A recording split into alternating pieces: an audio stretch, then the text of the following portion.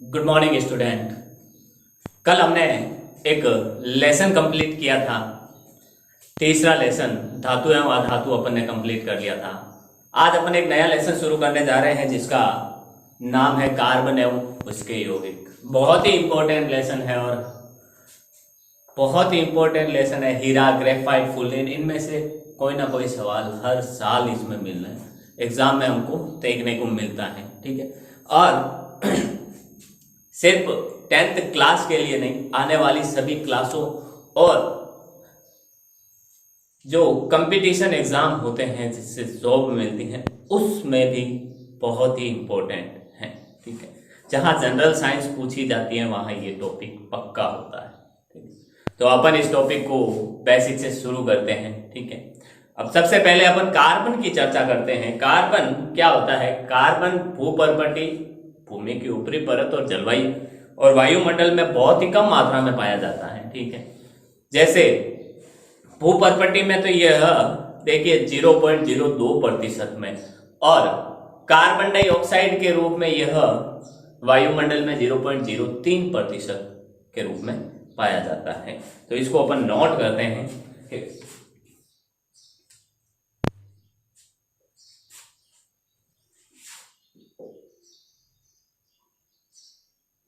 भूपर्पटी तथा वायुमंडल में कार्बन अत्यंत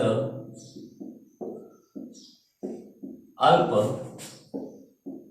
मात्रा में उपस्थित है, बहुत ही कम मात्रा में उपस्थित है। ठीक है, भूपर्पटी में यह खनिजों के रूप में जैसे कार्बोनेट, हाइड्रोजन कार्बोनेट, कोयला, पेट्रोल के रूप में 0.02% तथा वायुमंडल में यह 0.03% के रूप में कार्बन डाइऑक्साइड के रूप में उपस्थित है। तो देखिए, भूपर्पटी में खनिजों के रूप अर्थात जैसे खनिजों में क्या, जैसे कार्बोनेट, ठीक है, हाइड्रोजन कार्बोनेट,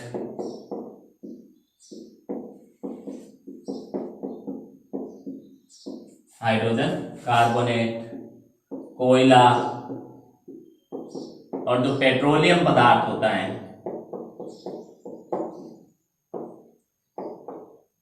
पेट्रोलियम के रूप में 0.02% कार्बन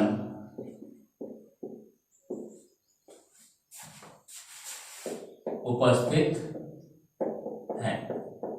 ठीक है, तथा वायुमंडल में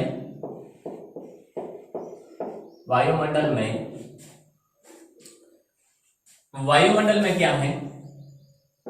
वायुमंडल में 0.03%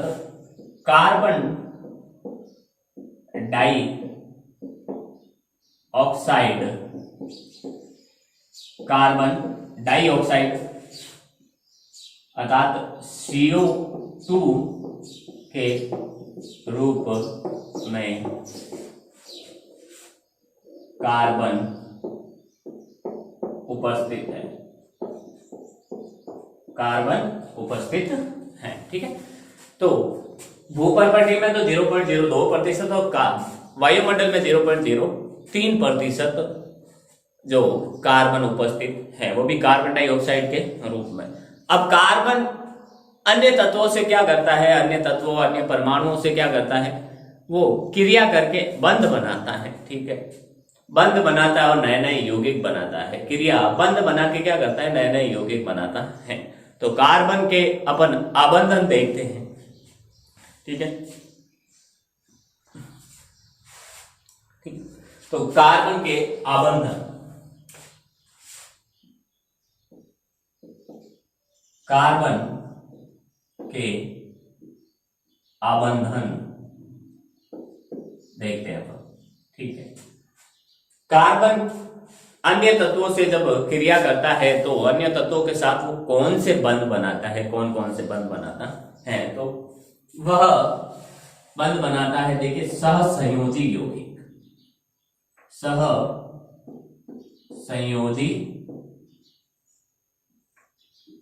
आबंधन, सहसंयोजी आबंधन करता है।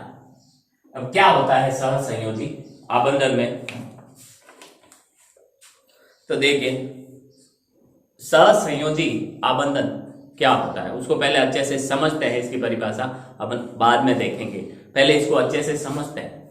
कार्बन की चर्चा करते हैं पहले, कार्बन का परमाणु संख्या या परमाणु क्रमांक, ठीक है। कार्बन की परमाणु संख्या 6 होती है, कार्बन की परमाणु संख्या या परमाणु क्रमांक 6 है, 6 होती है। 6 नंबर पर आता है hydrogen, helium, lithium, beryllium, boron और कार्बन, ठीक है। 6ठे नंबर पर आता है, अर्थात इसमें 6 इलेक्ट्रॉन होते हैं, 6 इलेक्ट्रॉन होते हैं और इसके नाभिक में 6 प्रोटॉन होते हैं, ठीक है। परमाणु क्रमांक या परमाणु संख्या किसे कहते हैं, अगर ये पूछ भी लिया जाए, नॉर्मल सी बात है, छोटी क्लास में अपन ने पढ़ रखा है, फिर भी आपको बता दूं परमाणु क्रमांक किससे निर्धारित होता है, किसी तत्व के नाभिक में या किसी परमाणु के नाभिक में उपस्थित प्रोटॉन की संख्या को अपन परमाणु क्रमांक या परमाणु संख्या कहते हैं।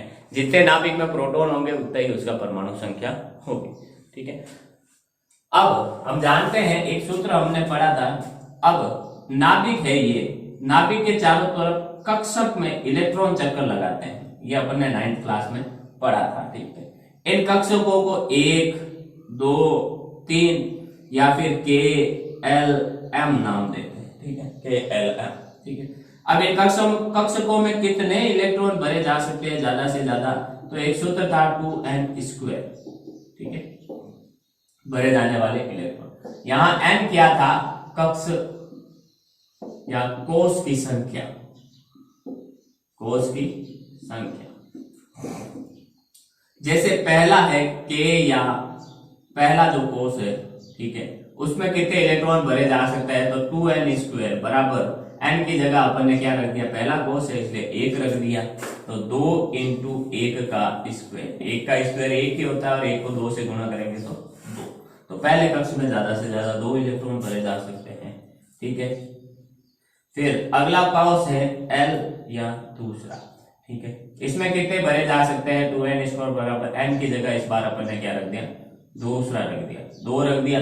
2 का स्क्वायर होता है 4 और 4 को 2 से गुणा करेंगे तो कितना आएगा, 8। तो इस दूसरे कक्ष में 8 इलेक्ट्रॉन भरे जा सकते हैं। M या तीसरे कक्ष में कितने भरे जा सकते हैं, तो 2n², 2n की जगह अपन ने 3 रख दिया और स्क्वायर कर दिया, 3 का स्क्वायर 9, 9 को 2 से गुणा करेंगे तो 18, ठीक है। इस प्रकार से आगे अपन चौथे, पांचवें, छठे तक का निकाल सकते हैं, ठीक है। अब इतने इलेक्ट्रॉन भरे जा सकते हैं, तीसरे कक्ष में 18 भरे जा सकते हैं, लेकिन उत्कृष्ट अभिविन्यास या अपना अष्टक पूर्ण करने के लिए बाह्यतम कोष में कितने होने चाहिए, 8 होने चाहिए, ठीक है। अब अगर अपन परमाणु कार्बन की परमाणु संरचना बढ़ाएं, ठीक है, तो हम जानते हैं ये नाभिक, अब इसमें 6 परमाणु क्रमांक है अर्थात 6 इलेक्ट्रॉन है, तो पहले में तो हमने 2 इलेक्ट्रॉन भर दिए, ये 1 और 2। दूसरे में कितने आ सकते हैं, 8 आ सकते हैं, लेकिन हमारे पास 2 यहां भर दिए, पीछे कितने बचे, 6 में से 2 गए, पीछे बचे 4 इलेक्ट्रॉन अपन भर सकते हैं, ठीक है। तो इसके बाह्यतम कोष में कितने इलेक्ट्रॉन होते हैं, 4 इलेक्ट्रॉन होते हैं, ठीक है। देखिए इसके बाह्यतम कोष में 4 इलेक्ट्रॉन होते हैं, इसके बाह्यतम कोष में 4 इलेक्ट्रॉन होते हैं, ठीक है। अब इसको अपना अष्टक पूरा करने के लिए क्या करना होगा, इसको अपना अष्टक पूरे करने के लिए, इसको अपना 8 बाह्यतम कोष में 8 इलेक्ट्रॉन पूरा करने के लिए या तो ये चारों ही त्याग दे, ठीक है, या फिर चारों ही ग्रहण कर ले, 4 और ग्रहण कर ले। 4 और ग्रहण करेगा तो 8 हो जाएंगे, और 4 त्याग देगा तो ये बाह्यतम कोष पूरा खत्म हो जाएगा, और जो कोष बचेगा उसमें ज्यादा से ज्यादा 2 ही भरे जा सकते हैं। तो वो एक उत्कृष्ट अभिविन्यास वाली, उत्कृष्ट गैस अभिविन्यास या फिर अष्टक पूरा हो जाएगा उसका, ठीक है। तो इसे उत्कृष्ट गैस अभिविन्यास या अष्टक पूरा करने के लिए क्या करना पड़ता है, 4 इलेक्ट्रॉन या तो खोने पड़ेंगे अपने पास जो भी हैं, या फिर उसको त्याग प्राप्त करने पड़ेंगे।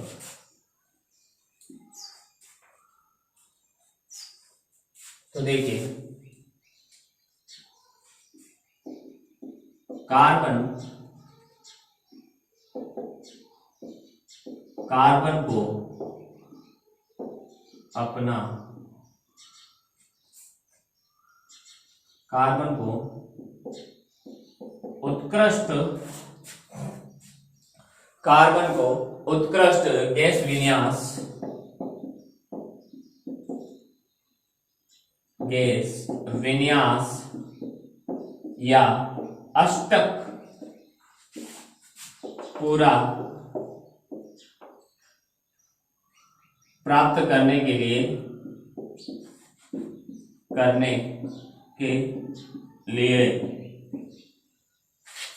4 इलेक्ट्रॉन प्राप्त करने या खोने की आवश्यकता होती है। 4 इलेक्ट्रॉन प्राप्त करने, कहीं से प्राप्त करने या त्यागने अथवा खोने की आवश्यकता होती है, या खोने की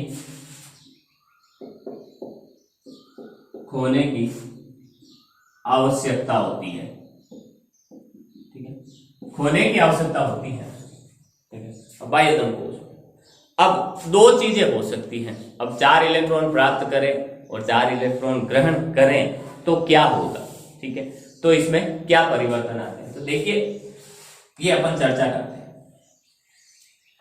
कार्बन अगर 4 इलेक्ट्रॉन प्राप्त करता है तो वो C4-, हमने पढ़ा था कि कोई परमाणु अगर इलेक्ट्रॉन ग्रहण करता है तो उसमें माइनस का निशान आता है, और कोई इलेक्ट्रॉन त्यागता है तो उस पर प्लस का निशान आता है। अर्थात ग्रहण करता है तो ऋणायन बनाता है और त्यागता है तो धनायन बनाता है। तो कार्बन अगर 4 इलेक्ट्रॉन प्राप्त करेगा तो वो C4- अर्थात ऋणायन बनाएगा, ऋणायन बनाता है। लेकिन 6 प्रोटॉन, लेकिन नाभिक में तो 6 प्रोटॉन होते हैं, ठीक है। जो नाभिक होता है उसमें उतनी ही मात्रा में क्या होते हैं, प्रोटॉन जितने इलेक्ट्रॉन होते हैं। प्रोटॉन हमेशा प्लस का होता है और ये होता है इलेक्ट्रॉन माइनस का, तो दोनों के बीच आकर्षण संतुलित रहता है, ठीक है। दोनों बराबर संख्या में होते हैं, इसलिए जितने धनायन उतने ऋणायन होते हैं, ठीक है। लेकिन जब अपन कार्बन क्या करेगा, 4 इलेक्ट्रॉन त्याग कर C4- बनाएगा था, 4 इलेक्ट्रॉन त्याग कर C4- बनाएगा, तो अब इसमें तो 6 इलेक्ट्रॉन प्रोटीन में, इसमें से जो 6 प्रोटॉन थे, 6 इलेक्ट्रॉन थे, उसमें से 4 त्याग दिए तो पीछे बचे 2, ठीक है। अब इलेक्ट्रॉन तो 2 और प्रोटॉन है 4, तो ज्यादा भारी कौन सा, प्रोटॉन है 6, ठीक है। प्रोटॉन तो त्यागे नहीं, 6 प्रोटॉन और 2 इलेक्ट्रॉन हैं, तो फिर ज्यादा भारी कौन सा होगा ये। अब इतना ज्यादा अंतर, 4 का अंतर तो बहुत ज्यादा हो जाएगा। तो 6 प्रोटॉन वाले नाभिक का 4 अतिरिक्त इलेक्ट्रॉन ग्रहण करना बड़ा मुश्किल हो जाता है, ठीक है। देखिए इसको अच्छे से वापस समझते हैं अपन एक बार। अगर हम जानते हैं कार्बन के नाभिक में प्रोटॉन और इलेक्ट्रॉन होते हैं, ठीक है। प्रोटॉन और इलेक्ट्रॉन प्रत्येक परमाणु में समान संख्या में होते हैं, ठीक है। प्रोटॉन प्लस का होता है और इलेक्ट्रॉन माइनस के होते हैं। दोनों ही समान संख्या में और होते हैं, इसलिए एक दूसरे का जो इनका गुण होता है उनको गुणों को नष्ट कर देते हैं, ठीक है, प्रभाव नहीं छोड़ने देते। लेकिन अगर कार्बन के बाह्यतम कोष में 4 इलेक्ट्रॉन है, अब पहली स्थिति बनती है कि ये 4 इलेक्ट्रॉन ग्रहण करें, ठीक है, और बना क्या दे, C4- या 4 इलेक्ट्रॉन ग्रहण किए अर्थात C4- बना देता है। अब C4- बना देने के बाद इसमें प्रोटॉन तो बचते हैं 6, प्रोटॉन में तो कोई परिवर्तन नहीं हुआ, लेकिन इलेक्ट्रॉन पहले 6 थे और 4 और ग्रहण कर लिए तो अब हो गए 10।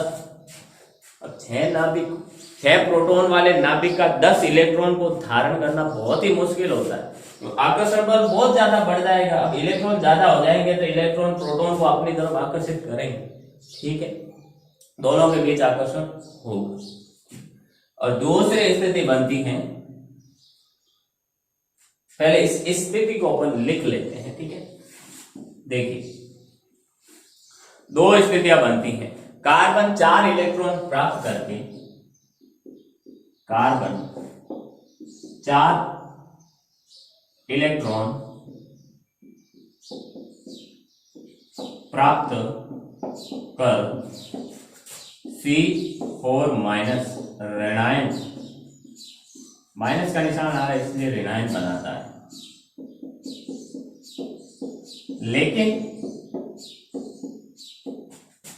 6 प्रोटॉन वाले नाभिक का 4 अतिरिक्त इलेक्ट्रॉन धारण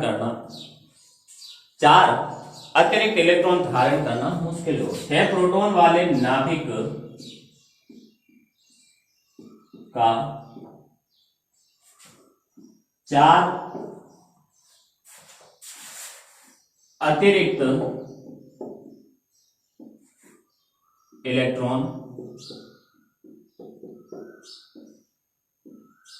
ग्रहण करना मुश्किल होता है।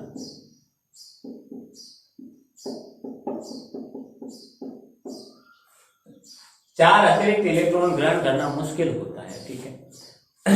दूसरा चीज, कार्बन अब 4 इलेक्ट्रॉन त्याग प्राप्त कर सकता है, तो 4 इलेक्ट्रॉन त्याग भी तो सकता है, ठीक है। तो अगर 4 इलेक्ट्रॉन त्यागे तो क्या होगा, ठीक है। ये कार्बन का जो नाभिक, ये पहला कोष और दूसरा कोष, ठीक है, 4 इलेक्ट्रॉन है इसमें। अब ये क्या कर सकता है, प्राप्त करे तो C4-, ठीक है। लेकिन अगर ये 4 इलेक्ट्रॉन त्यागे और बना ले क्या, C4+, 4 इलेक्ट्रॉन जब त्यागता है तो C4+ बनता है, ठीक है, अर्थात धनायन बनता है और अपना उत्कृष्ट गैस का अभिविन्यास वो ग्रहण कर सकता है, फिर वो किसी से क्रिया नहीं करेगा, ठीक। लेकिन क्या 4 इलेक्ट्रॉन त्यागना इतना आसान है? अगर 4 इलेक्ट्रॉन त्याग देंगे तो स्थिति हो जाएगी, अब प्रोटॉन की संख्या तो हो गई हमारे पास 6, इलेक्ट्रॉन की संख्या हो गई सिर्फ 2, 6 थे उसमें से 4 तो त्याग दिए, 2 ही बचे, तो केवल 2 इलेक्ट्रॉनों वाला धनायन बनाने के लिए बहुत ही ऊर्जा की आवश्यकता हो। फिर इसके बीच अब प्रोटॉन अगर देखिए 6 प्रोटॉन है, ठीक है, और बाहर सिर्फ 2 इलेक्ट्रॉन है, तो प्रोटॉन ज्यादा ताकतवर होगा तो वो क्या करेगा, इलेक्ट्रॉनों को अपनी तरफ आकर्षित करेगा, ठीक है। आकर्षित करेगा तो सारे इलेक्ट्रॉन आकर इसमें 2 इलेक्ट्रॉन जो बचे हैं वो प्रोटॉन नाभिक में आकर गिर जाएंगे, तो परमाणु ही तो खत्म हो जाएगा। जब दोनों इलेक्ट्रॉन और प्रोटॉन एक दूसरे से मिल जाएंगे तो परमाणु ही खत्म हो जाएगा, क्योंकि ये जितना बाह्यतम कोष होता है उतना ही वो बड़ा नाभिक होता है। जैसे जैसे पास आएंगे तो बाह्यतम कोष की नाभिक से दूरी घटती जाएगी तो आकार छोटा होता जाएगा, और आखिरकार प्रोटॉन में आकर मिल जाएंगे तो परमाणु बिल्कुल ही छोटा या खत्म ही हो जाएगा, तो इतना मुश्किल। तो इसको आकार बनाए रखने के लिए ऊर्जा देनी पड़ती है, ठीक है, ऊर्जा देनी पड़ती है जिससे इलेक्ट्रॉन प्रोटॉन आपस में मिले नहीं। तो 4 इलेक्ट्रॉन निकालने के बाद 6 प्रोटॉन वाले नाभिक को 2 इलेक्ट्रॉन से दूर रखना बहुत ही मुश्किल होगा, और उसके लिए बहुत ज्यादा ऊर्जा देने की आवश्यकता होती है, ठीक है, जो बहुत मुश्किल होता है। इसको भी लैंग्वेज में लिखते हैं। दूसरी स्थिति है, कार्बन 4 इलेक्ट्रॉन त्याग कर C4+ धनायन बना सकता है, लेकिन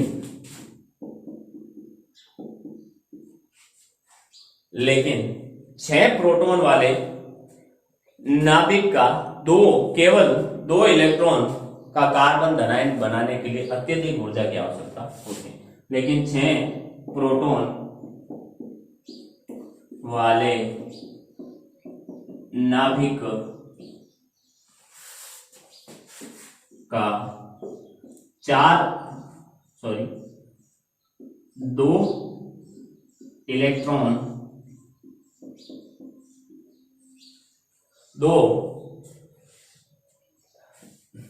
दो इलेक्ट्रॉन वाला कार्बन धनायन, इलेक्ट्रॉन का कार्बन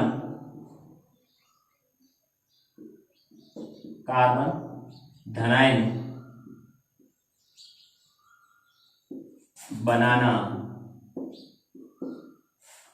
बनाने के लिए अत्यधिक ऊर्जा की आवश्यकता होती है। अत्यधिक ऊर्जा की आवश्यकता होती है। अत्यधिक ऊर्जा की आवश्यकता होती है। ठीक है, बहुत ही ज्यादा ऊर्जा की आवश्यकता होती है। तो कैसे क्या होता है, अर्थात ये 2 लाइनें क्या कहना चाहती है, मैं आपको सिंपल तरीके से एक बार वापस समझा दूं कि कोई भी परमाणु, ठीक है, जब तक अष्टक पूरा नहीं होता है, उसका बाह्यतम कोश में 8 इलेक्ट्रॉन नहीं होते हैं, तब तक वह किसी ना किसी से क्रिया करना जारी रखता है। वो किसी से भी क्रिया कर सकता है। ठीक है, तो अब ये क्या करता है, 2 स्थिति है, या तो वो त्याग कर या खोकर, त्याग कर या प्राप्त कर एक परमाणु अपना अष्टक पूरा करके स्थायी हो सकता है। लेकिन कार्बन अब 6 नंबर पर आता है, 6 इलेक्ट्रॉन है। अब इसके बाह्यतम कोश में 4 इलेक्ट्रॉन है। क्या 4 इलेक्ट्रॉन त्याग कर या ग्रहण कर वो आ सकता है अपने उत्कृष्ट गैस अभिविन्यास में, अर्थात वह स्थायी हो सकता है? देखते हैं। तो पहली चीज हमने देखी कि 4 इलेक्ट्रॉन वो प्राप्त करके किसी से लेके C4- ऋणायन बनाता है। ठीक है, किसी से क्रिया नहीं करे, बस उससे क्या ले ले, इलेक्ट्रॉन ले ले, C4- ऋणायन बना लेता है। तो 6 प्रोटॉन वाले नाभिक का 4 अतिरिक्त इलेक्ट्रॉन ग्रहण करना बहुत मुश्किल होगा, तो ये भी नहीं कर सकता, तो स्थायी नहीं रह सकता अपना अष्टक पूरा करने के लिए। ये 4 प्राप्त नहीं करता, 4 त्याग दे तो फिर 2 इलेक्ट्रॉन बच जाते हैं, तो प्रोटॉन का आकर्षण बल बहुत ज्यादा बढ़ जाता है। ठीक है, उसको स्थायी बनाए रखने के लिए, प्रोटॉन को नाभिक से दूर रखने के लिए बहुत ज्यादा ऊर्जा की आवश्यकता होगी, जो भी बहुत मुश्किल है, अत्यंत मुश्किल होता है। ठीक है, तो दोनों स्थिति नहीं हो सकती। इसीलिए क्या करता है कार्बन, अन्य स्वयं स्थायी होने से ज्यादा क्या करता है, वो 4 इलेक्ट्रॉन त्याग के या ग्रहण करके क्या करता है, इस स्वयं स्थायी होने से, अकेला स्थायी होने से क्या करता है, वो दूसरे अन्य तत्वों के साथ, अन्य परमाणुओं के साथ क्या करता है, वो क्रिया कर लेता है और उनके बीच इलेक्ट्रॉन का साझा कर लेता है। इलेक्ट्रॉन का साझा कर लेता है। वो कैसे होता है वो आपको बताते हैं। स्क्रीनशॉट ले पहले आप इसका।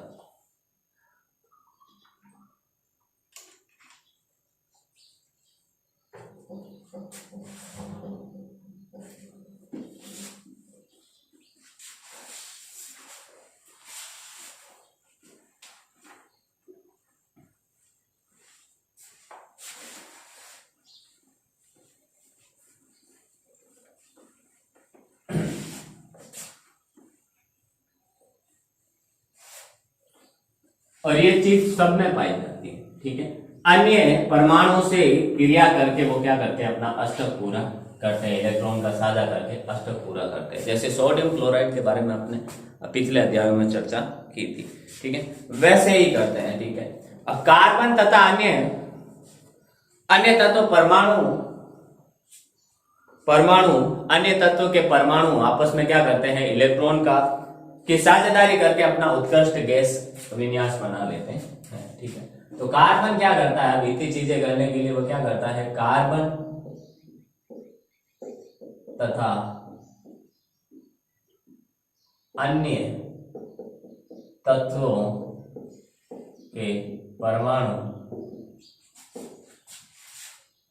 आपस में इलेक्ट्रॉनों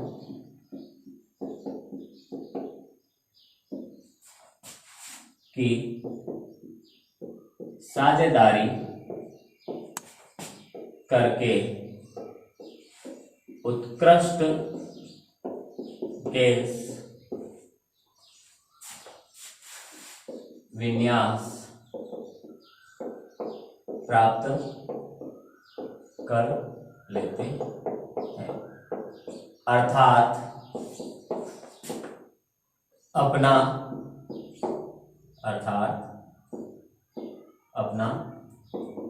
अष्टक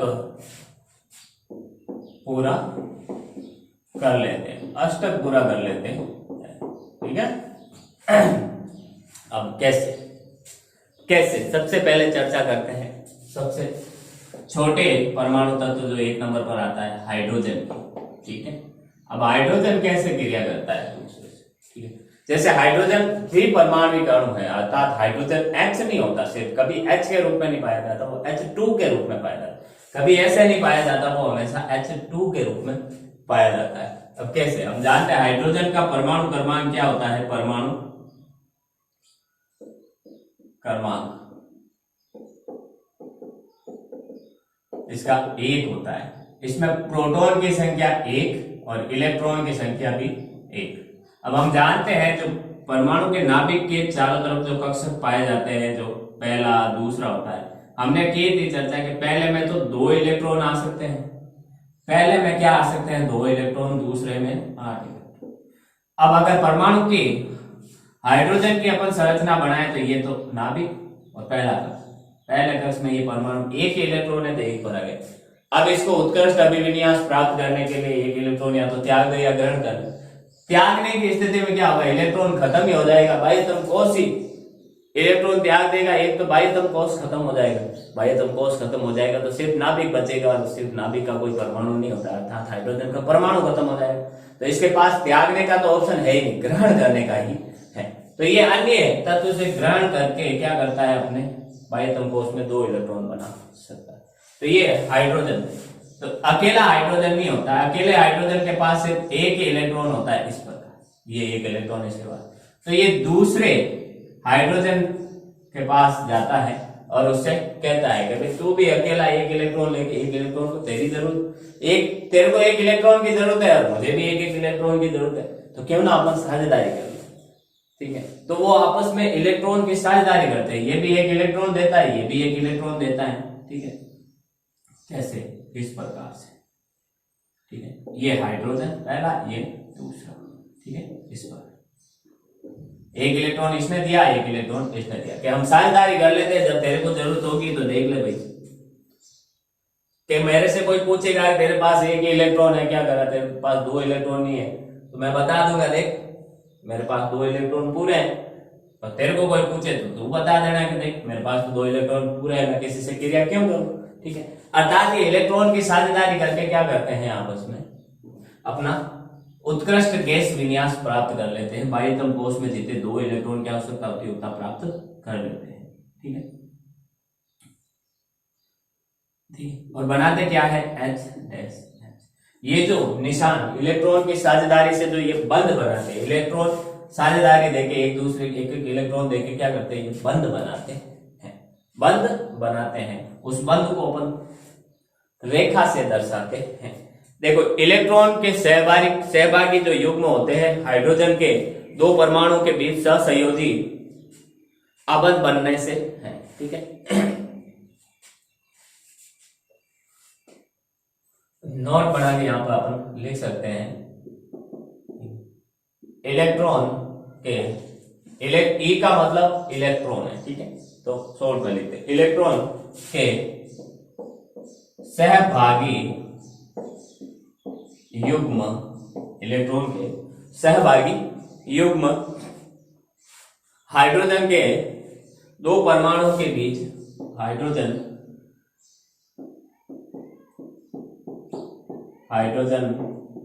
के 2 परमाणुओं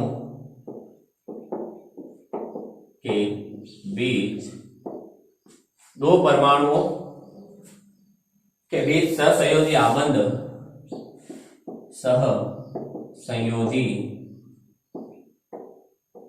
आबंध बनाते हैं,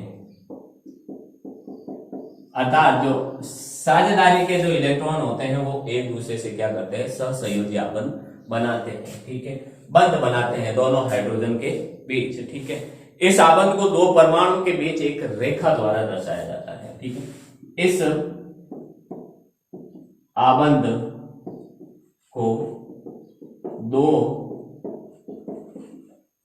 परमाणुओं के बीच एक रेखा द्वारा दर्शाते हैं, ठीक है, एक रेखा द्वारा दर्शाते हैं, ठीक है।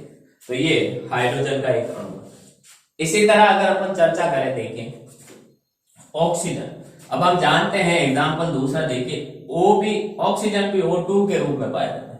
अब ऑक्सीजन का परमाणु क्रमांक कितना है,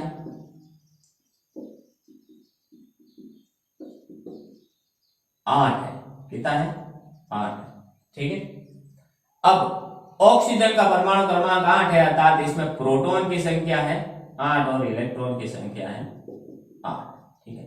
अब इसकी अपन चर्चा करें संरचना की, ठीक है। तो ये इसका नाभिक, इसके पहले कोष में 2 भरे जा सकते हैं, 2 इलेक्ट्रॉन हमें पता है, ठीक है। दूसरा जो कॉक्स होता है उसमें 8 भरे जा सकते हैं, लेकिन अब इसके पास बचे कितने हैं इलेक्ट्रॉन, 8 में से तो 2 यहां भर दिए तो पीछे बचे 6, तो 6 इसमें भरे। अब इसको अपना अष्टक पूरा करने के लिए कितने इलेक्ट्रॉन की जरूरत है, 2 स्थितियां हैं, 6 त्याग दे या 2 ग्रहण कर ले, ठीक है। तो 2 ग्रहण करता है, ठीक है, 2 ग्रहण करता है। तो अब ये 2 ग्रहण कहां से करें, तो ये अकेला नहीं रह सकता, क्योंकि अष्टक पूरा नहीं है तो सिर्फ O नहीं रह सकता, ये किसी से क्रिया करके साथ ही रहेगा, अकेला नहीं रहेगा, किसी ना किसी के साथ क्रिया कर लेगा, ठीक है। तो पहला ऑक्सीजन अब 2 है, तो ये दूसरे ऑक्सीजन के पास जाता है, हम क्यों नहीं हम 2 इलेक्ट्रॉन की साझेदारी कर ले तो कैसा रहेगा, ठीक है। इसने कहा ठीक है भाई कर लेते हैं, तो दूसरा इलेक्ट्रॉन, दूसरा जो ऑक्सीजन होता है कि ऐसे तो मैं अकेला रहूंगा तो मुझे भी किसी ना किसी के आक्रमण सहना पड़ेगा, किसी के साथ क्रिया करनी पड़ेगी और तुझे भी करनी पड़ेगी। तो क्यों ना अपन ऐसा करें कि दोनों ही आपस में क्रिया कर ले, ताकि किसी तीसरे को अपने बीच आने ही नहीं दे, ठीक है। तो ये क्या करते हैं कि हाँ ठीक है दोनों अपन क्रिया कर लेते हैं। तो ऑक्सीजन किस प्रकार से रहती है, देखिए आगे। अब ऑक्सीजन इस प्रकार से, ये है अपनी ऑक्सीजन, ठीक है।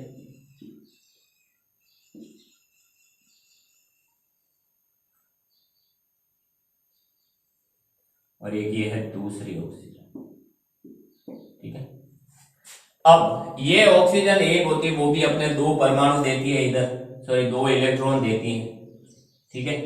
ये भी अपने 2 इलेक्ट्रॉन देती है। अब देखें क्या इनका अष्टक पूरा हुआ, इसको देखें तो देखो भाई, इसको ये लो कितने, इसके बाह्यतम कोष में 8 इलेक्ट्रॉन हो गए, 1 2 3 4 5 6 7 8। क्या भाई साझेदारी करने से इसको, जब इसको जरूरत थी, कोई पूछना है कितने है तेरे पास इलेक्ट्रॉन के, भाई मेरे पास तो 8 पूरे के, कहा तेरे पास बाह्यतम कोष में 6 ही होते हैं, तो देख ले भाई। इसको देखें तो अब इसके पास भी कितने हो गए, 8 इलेक्ट्रॉन पूरे हो गए, ठीक है। अर्थात इन दोनों का अष्टक पूरा हो गया, ये साझेदारी करते हैं। इसमें एक एक इलेक्ट्रॉन बन रहा था, इसलिए इनके बीच एकल बंध था। अब यहाँ ऑक्सीजन में 2 इलेक्ट्रॉन की साझेदारी हो रही है, इसलिए इनके बीच डबल बंध बनता है, द्विबंध बनता है, और O डबल बॉन्ड O। अगर H2 की हमें कहें कि भाई इसको खोल के बताओ तो ऐसे बताते हैं, ठीक है। O2 को अगर खोल के बताने का बोले तो ऐसे बताते हैं, ठीक है। तो देखिए ऑक्सीजन के परमाणु के बीच दोहरा बंध बनता है, ठीक है। नोट इसमें भी, ये ऑक्सीजन के लिए है। ऑक्सीजन के परमाणु के बीच दोहरा आबंध बनता है।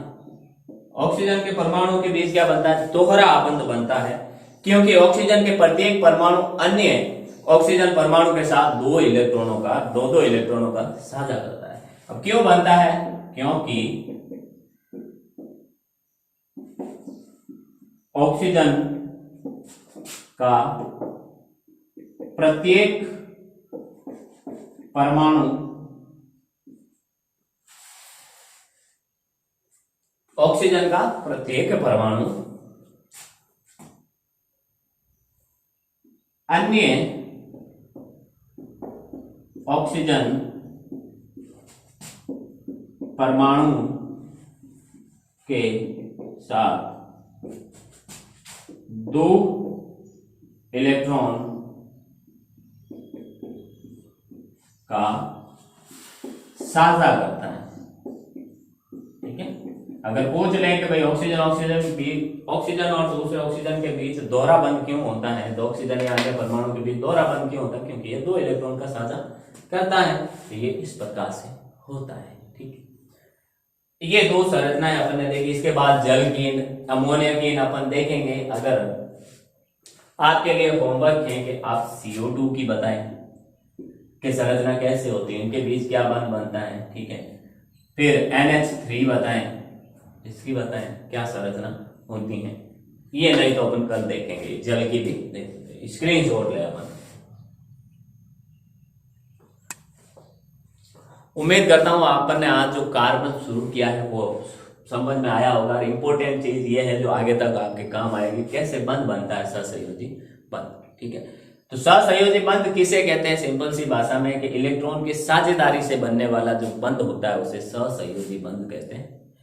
उम्मीद करता हूं जो भी हमने पढ़ा है वो आपको समझ में आया होगा। मिलते हैं अपन अगली क्लास में, तब तक के लिए all the best. Thank you.